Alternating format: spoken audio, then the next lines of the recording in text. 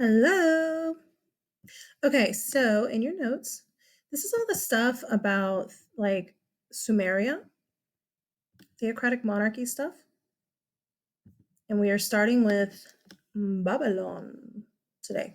Okay, so remember Mesopotamia, the land between the rivers. Which rivers? The Tigris in the north and the Euphrates in the south. And Sumeria. Sumeria is a bunch of separate city states. They're not unified at all. They have their cuneiform writing, all the characteristics of a civilization. What kind of religion are they? There's only two types: mono or. And they're animistic, sun and nature gods. What's this? Ziggurat.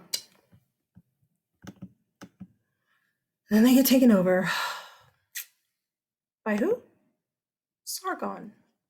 Sargon of what? Akkad. As far as we know, he creates the first empire in history, Acadia.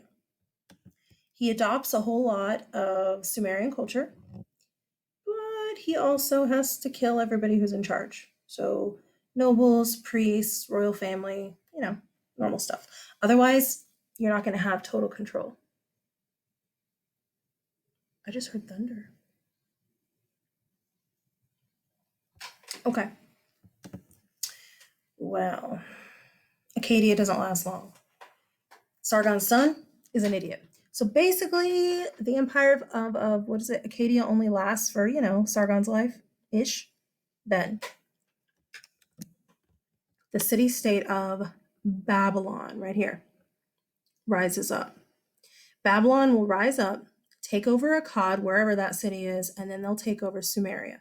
So then we'll have the Babylonian Empire, which is all down here. Okay, before, that's kind of what Acadia looked like, except they did not have Babylon. Babylon and Akkad had issues back and forth kind of for a while. Okay, that they had kind of always had some territorial issues. And Babylon's a big deal. Huge big deal. This is their form of cuneiform writing. It's still the wedge-shaped writing, but not quite the same as the Sumerian and Akkadian. This right here is a famous map, a Babylonian map. You're like, I don't know. But you see cuneiform writing in here. Yes, that's writing. Those are all letters. Can I read it? No. I can read this up here. 82, 7, 14, 509. Yes. That's about it. Oh, and I can read this. 92687. That's about it. Okay, look. This is a computer-generated picture of Babylon. We have a little bit of an issue with the excavation, like an archaeological dig of Babylon, because there's another kind of important city on top of it. Have you heard of the city of Baghdad? Oh, that one. Yeah, it's on top of it. You can't. Oh, this is here for a reason. You can.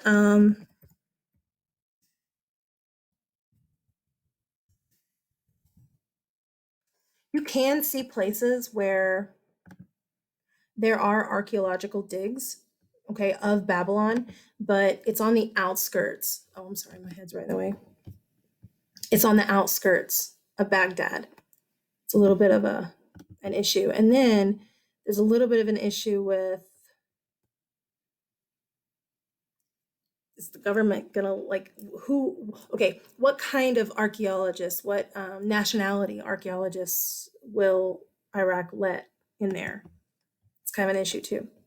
But this is a good one. This right here.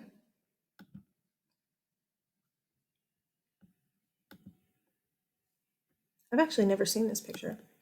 If it's accurate, it's a good one. Let me show you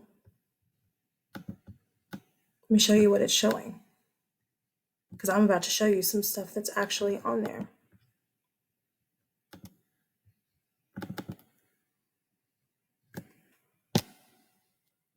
Yeah.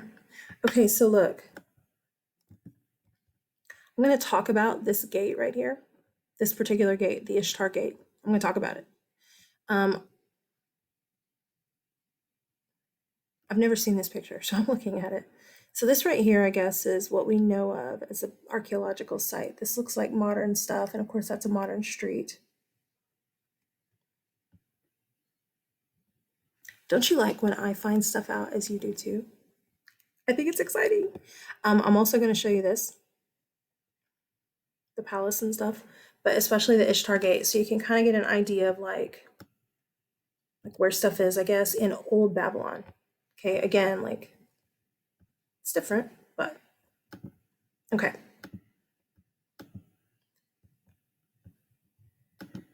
I'm going to use this picture just because it's bigger. They're both computer generated pictures. They're both fine, but I'm going to use this one just because it's bigger. This right here, see this right here, this blue gate? That's the Ishtar Gate. The palace, and then here you have the ziggurat.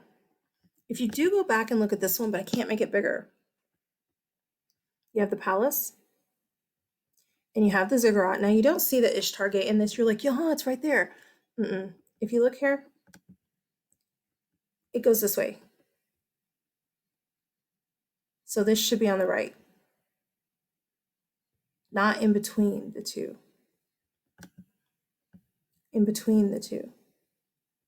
It would be like in this picture, it would be over here. Are you with me? And it's just a famous gate. I'll show it to you in a minute. But I do want you to notice, I'm sorry I can't make it bigger. The city of Babylon is right on the Euphrates River, right on the river, okay? And look at this. Look at this huge wall.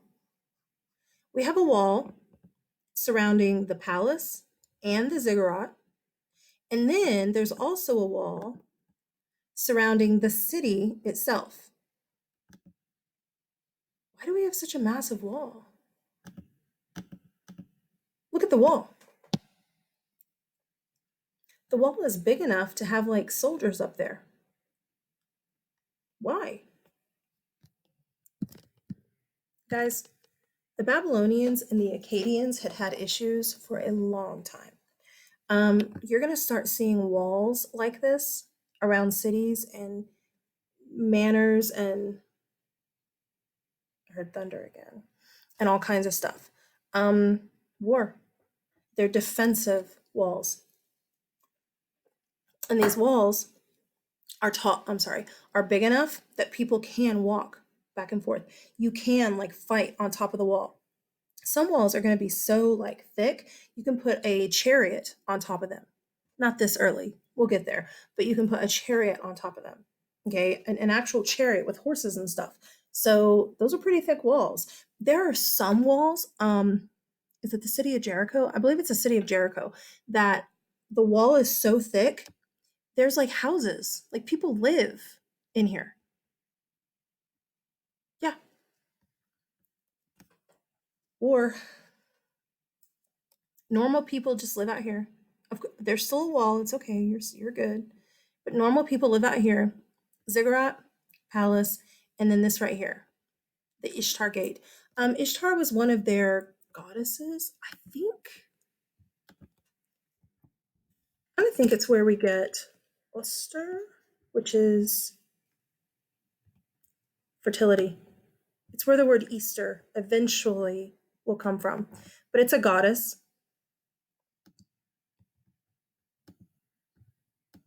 Nope, that's not what I wanted. Okay, this right here is a rebuilding or whatever of the Ishtar Gate. I like this picture because you can see how big it is compared to a man. There's a dude. So you can kind of get an idea. These are animals, probably animals that are important or worshipped or whatever. And again, look how tall this gate is. And it's a beautiful blue. Look at that. This is a small picture. So I'm sorry when I blow it up, it's all fuzzy, but you get an idea of what it looked like. And again, this is kind of looking at it from above. It was just one of the main gates to come in. Again, you can see it's thick enough that people can sit on it, fight on it, whatever. You also can see a little bit of what we think the city might have actually looked like. Okay. We have a guy. It's pretty important. In fact, tomorrow you have a writing assignment. Oh, oh God forbid a writing assignment. Writing is like one of the most important things you're going to do. No, it doesn't matter, miss. Yeah, it does. Writing is one of the most important things you're going to do. Yes, you have a writing assignment about his laws. This guy's name is Hammurabi. Hammurabi. King Hammurabi. He's not the king who took over Acadia. I think he's like the fifth or something king after taking over Acadia. Okay. Fifth or sixth or something. But he's not the king that took it over. Okay. But like I said, fifth or sixth, I didn't put it up there, did I? In his like ruling of the empire. Hammurabi has a bit of an issue though. I keep looking to wait and see if there's rain because I keep hearing thunder. Anyway, Hammurabi has a bit of an issue. Laws. See, up to this point, kings are just making whatever laws they darn well want to. I don't like the color white, so white is illegal. Oh crap, I'm gonna wear a white shirt tomorrow. You know what? White's legal today. Blue is illegal tomorrow. You know what? Blue's okay today because I have to go to like some red, white, and blue thing. So, yellow sucks. Yellow's illegal. They were changing their minds every 2 seconds, and it was kind of driving people crazy.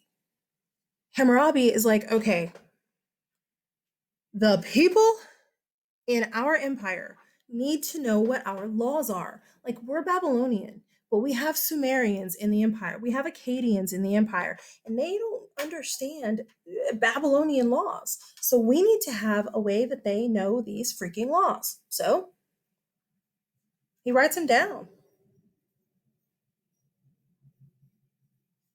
Do you hear that? It's so basic. Write them down. It's not as easy as it sounds, though, because first of all, there's no paper. Everything has to be chiseled into rock. Second of all, nobody really knows how to read. Awesome. So we have the laws written down. Yes. Like 5 people can read it. Awesome. Whatever. It's a good thought. The interesting thing about these laws, the Code of Hammurabi. Oh, and by the way, kids always ask, that's broken. There's nothing wrong with his nose. It's just broken. Okay. The Code of Hammurabi is 282 laws. I hear the same thing every year. 282 laws? How do they live with that? That's so many laws. Are you watching?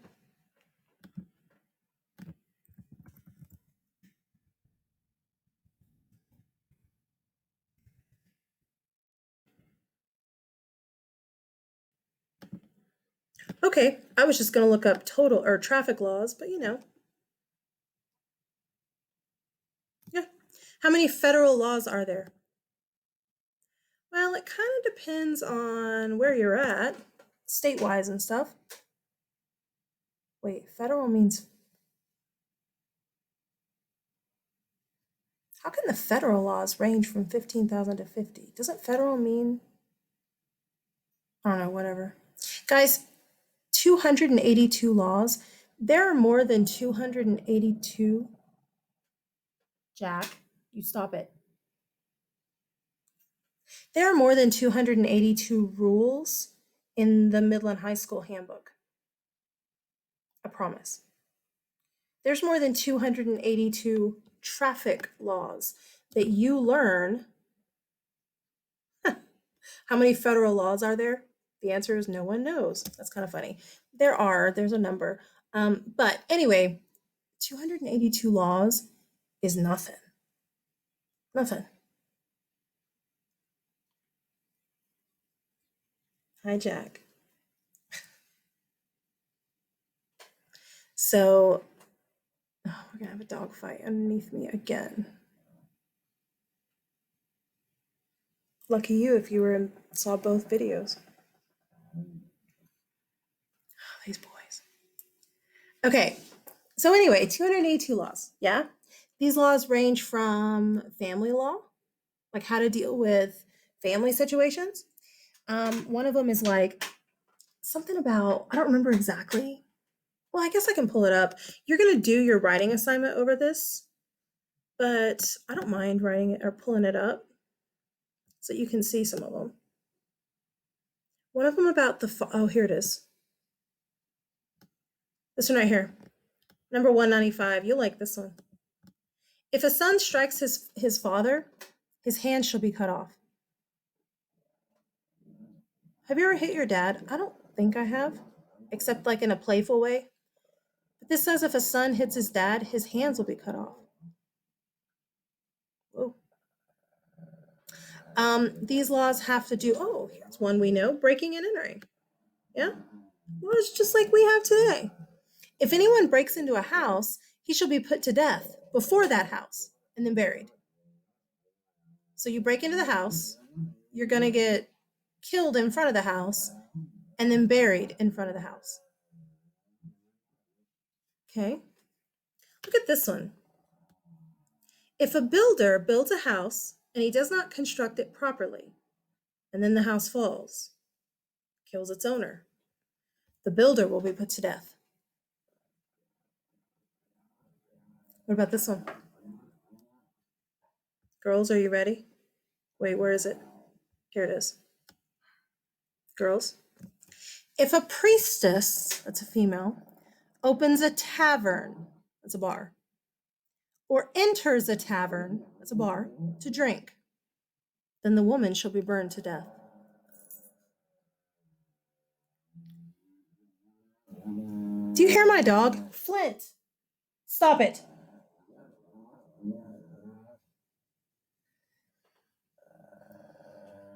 These are fairly harsh laws. They're considered fair laws, but they're harsh. Look right here. Look at this one. Where is it? If a man put out the eye of another man, his eye shall be put out. So you poke out my eye, I have the right to poke out yours. These are called an eye for an eye laws. The idea being not that the exact same thing that happened, like that you did, happens to you. Wait, did I say that right? The exact same thing that happened to you, you do back. That's not really the idea. It doesn't mean if you punch me once, I get to punch you back. Although that law is exact. You put out my eye, I put out yours. You punch out my tooth, I punch out yours. But it doesn't really mean that in all regards. Okay? An eye for an eye laws simply mean harsh laws. Hammurabi's not playing with his laws. They are harsh. They are cruel. But is that good? I don't know. Some of you will say harsh laws will keep people in line. Some of you are going to say, no, harsh laws take other people's rights away. It's not good. Is it okay to have differing opinions? Yes. That's why you're going to write about them. Because I know this is crazy. I actually like hearing differing opinions. And I actually like it when you back up your differing opinions with facts. I think it's awesome. So that being said, these laws get written, okay, partially so that it's harder to change laws. Because, I mean, if it's like etched into stone, can you change it every 2 seconds? I mean, I guess you could, but that's just a pain in the butt. Partially so that people will actually know the laws, although that's a bit of a problem because normal people can't read. And partially just so, people know what the laws are. However, did I say they're fair? I think I meant to say they're unfair. These are not fair laws. We will have emperors, Emperor Justinian, come out later with a fair law code. Yeah, that's not now. When we say that the laws are not fair, it doesn't mean that's not fair. That's not what we mean. We mean, are they fair per social class? And these are not. So I think I said that they were fair, and that's inaccurate. I was wrong. Look.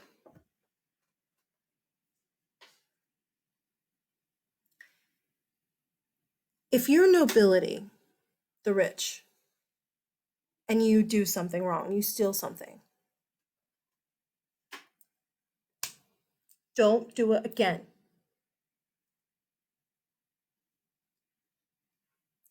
If you're a peasant and you steal something, saw that sucker off. What? These laws are given out based on social status. They aren't fair. A woman can't go into a tavern and drink, but a man can. What? They're not considered fair by today's standards. It is based on social status. It is based on, your status in the city. Most laws will be. Again, when we try and make things fair and equal, I'm sorry, I'm messing with the dog. When we try and make things fair and equal in America, we're the weird ones. It's great, it's awesome, it's good, but we're the ones that are different from everybody else. I want you to see some pictures of Hammurabi's code. The most famous thing that we have of it looks like this. You're like, what the crap am I looking at? Ignore all this to the right and look at this on the left, right here. Because this on the right is just a close-up, and I think it's kind of fuzzy, so I have pulled up other pictures that are clearer, okay? You'll see it called, I don't know if I put it on here. I didn't. You'll see it called two different things.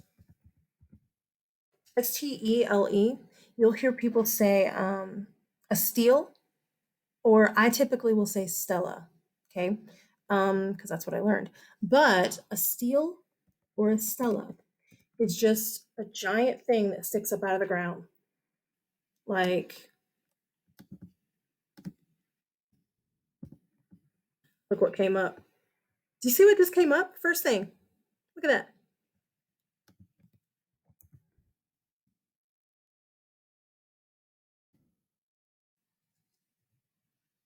Oh, what the heck is this? Assassin's Creed. No, no. Let's do real. Okay, here we go. Wait, I just saw him and then I moved my thing. I don't want some game. Here we go. These things.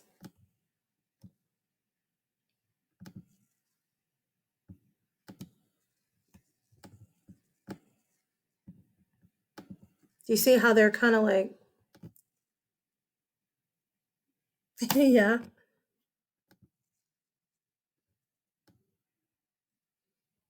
That's so funny to me that Hammurabi's Stella came up first. I, yeah, it probably is the most famous one.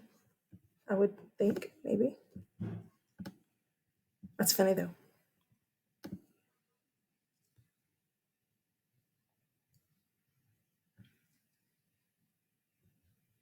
I was looking to see if it came up again. So anyway, it's this thing that like stands up like this. At the top, you see you have a picture, okay? And then down here and around it, you have all the 282 laws inscribed in. Guys, this thing right here is like 6 feet tall. I think it's more than that.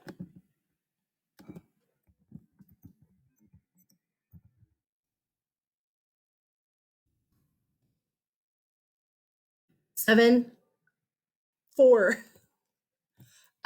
Yeah, I wasn't even tall enough. I was telling you I was 6 feet. So 7 foot. I'm 5 foot. It's pretty tall. Yeah. That being said, here, there we go, is some up close so that you can see it a little bit better. I did in another video I was talking about, I couldn't remember if it was Babylonian or Akkadian. I looked it up. It is Akkadian. You're like, but they're Babylonian. So I'm American and I have German on my arm. So just so you can kind of see what it looks like. I also pulled up this because I think it's really, really clear. And you can see really well what it looks like here. They just chisel all the laws in there. I think it's really cool looking.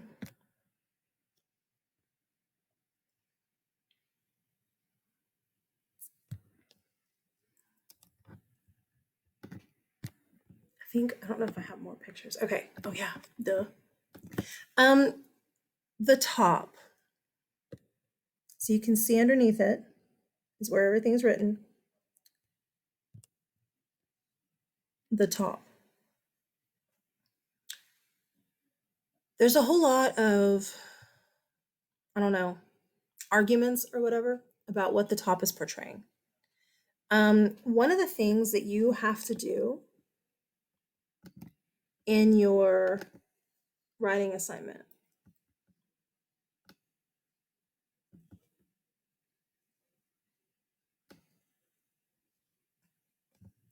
number 6. Historians are divided as to what they believe the picture at the top is depicting. Guys, there isn't a right answer. Historians are divided. I don't want to know what historians say. I already gave you what historians say, A, B, or C. I want to know what you think and why.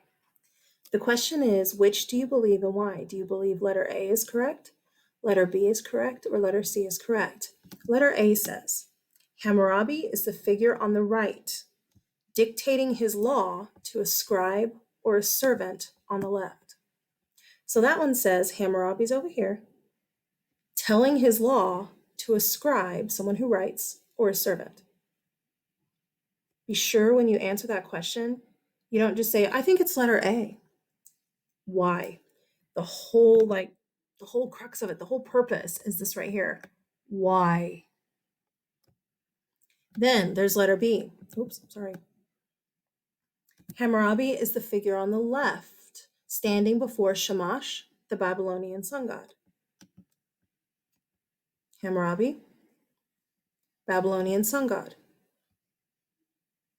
Okay. And then you have your third option. Hammurabi is the figure on the left, giving his code of laws to the governors of the conquered cities. So Hammurabi's here, and he's giving the laws to the governors of the conquering cities, the places he's conquered. Once again, and I get questions about this from kids all the time on that question. But how do I know which one it is? We don't know. I mean, I'll talk about it the day after and tell you what probably the majority of historians believe. But guys, there isn't a right or wrong. And that's one of the things that I think is amazingly awesome about history. Y'all think it's names, dates, and facts, but it's not. I'm going to say this all year. History is not names, dates, and facts. History is names, dates, theories, and opinions, and backing up why you believe that opinion. Names, dates, and opinions, and back that sucker up. That's why I think it's cool, because I like different people's opinions. Don't ask me. Don't email me. Don't send me a remind text that says, but what if I don't know? That's not what I'm asking you. You have to learn how to choose a side and prove it. Run with it. Go with it. Even if it's wrong. If you think those are aliens and that's not even Hammurabi, okay, but you better be able to prove it. Don't do that. But I'm just saying, if you can prove it, you're good to go. Okay? And I get that over and over again with this one. Miss, how do I know? Pick one and prove it. That's all. All right. Well, a little while after. I don't actually know the date.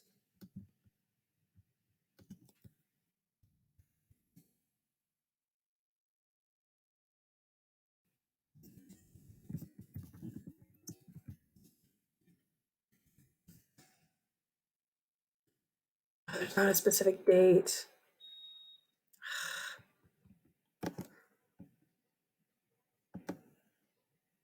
1595. Okay. So 200 years? Yeah. So, oh, not even. I suck at math so much. You've already done it in your head. I know, you're smarter than me. I know. Okay, so 1750 minus 1595. So 155 years later, after Hammurabi, Babylon's dead. For now. She's coming back. And the Hittites take them over. Okie dokie. All right, the Hittites are next after your writing assignment. Bye.